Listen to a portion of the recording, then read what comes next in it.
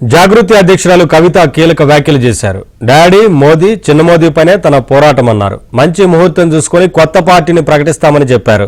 BRS తో తన గొడవను Congress advantage గా తీసుకుంటోందని కవిత ఆరోపించారు.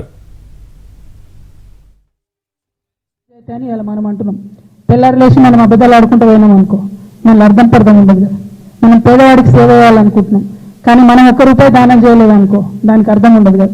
సో ఈ ఉగాది నేను మీ అందరితో రిక్వెస్ట్ చేసి తెలంగాణ సమాజంలో మనం ఏదైతే మార్పు తీసుకురావాలనుకుంటున్నామో అది మన జీవితాల్లో మార్పుతోని ప్రారంభం.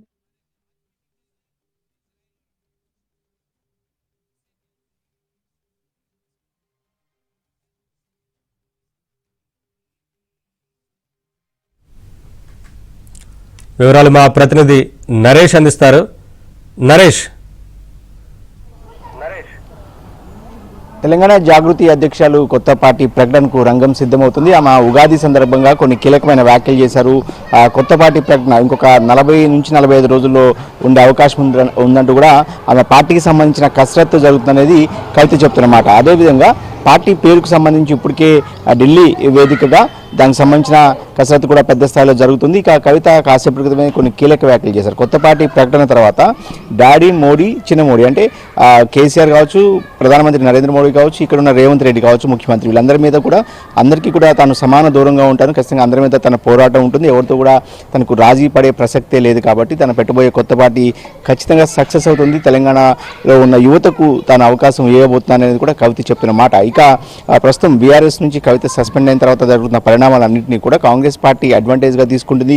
ముఖ్యంగా ముఖ్యమంత్రి రేవంత్ రెడ్డి ఈ అంశాన్ని నిన్న అసెంబ్లీలో కూడా పదే ప్రస్తావించారు. కవితకు సొంత చెల్లికే అన్యాయం చేసేవాళ్ళు తెలంగాణ ఆడపడుచులకు ఏం న్యాయం చేస్తారంటూ కూడా కేటీఆర్ టార్గెట్గా నిన్న మంత్రులందరూ కూడా అసెంబ్లీ సాక్షిగా వ్యాఖ్యానించిన సందర్భం. ఈ వ్యాఖ్యలను కవిత ఉదాహరణగా చూపిస్తూ తన ఏదైతే తనకు బీఆర్ఎస్కున్న గ్యాప్ను కాంగ్రెస్ పార్టీ ఉపయోగించుకుంటుందనేది కూడా తను చెప్తున్నారు. ఇక కొత్త పార్టీకి సంబంధించి ముఖ్యంగా ఉత్తర తెలంగాణలో అటు ఆదిలాబాద్ కావచ్చు, నిజామాబాద్ కావచ్చు, కరీంనగర్ కావచ్చు, అదేవిధంగా ఖమ్మం లాంటి జిల్లాల్లో కూడా తన ప్రాముఖ్యత ఎక్కడైతే తనకు పట్టుందో అన్ని చోట్ల కూడా యువతకు అవకాశం ఇస్తామని చెప్తున్నారు. ఇక తను పోటీ చేయబోయే అంశం కూడా కవిత ఇప్పటికే పెద్ద ఎత్తున గతంలో సిద్దిపేట నుంచి, బోధన నుంచి, ఈ 2 చోట్ల నుంచి పోటీ చేస్తానని చెప్పి గతంలో కవిత చెప్పారు. సో ఇప్పుడు అనేక చోట్ల నుంచి పోటీ చేయాల్సిందిగా కూడా తనకు కార్యకర్తల నుంచి ఆహ్వానాలు అందుతున్నాయని కూడా కవిత చెప్తున్నమాట. ఇక జాతీయ స్థాయి నాయకులు కూడా కలవబోతున్నారు. శ్రీరామనవమి ఈ నెల 27వ తారీఖున శ్రీరామనవమి ఉంది.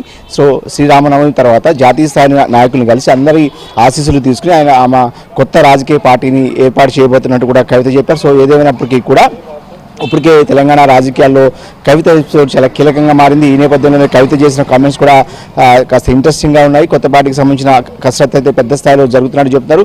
మే మొదటి వారంలో ఒక మంచి ముహూర్తం చూసుకుని ఏప్రిల్ 27వ తారీఖు నాడు బీఆర్ఎస్ పార్టీ వ్యవస్థాపక దినోత్సవం. సో బీఆర్ఎస్ పార్టీ వ్యవస్థాపక దినోత్సవం అయిన తర్వాత మే మొదటి వారంలో తన పార్టీ ప్రకటన ఉంటుందనేది కవిత చెప్తున్నమాట. Thank you Naresh, thanks for the updates.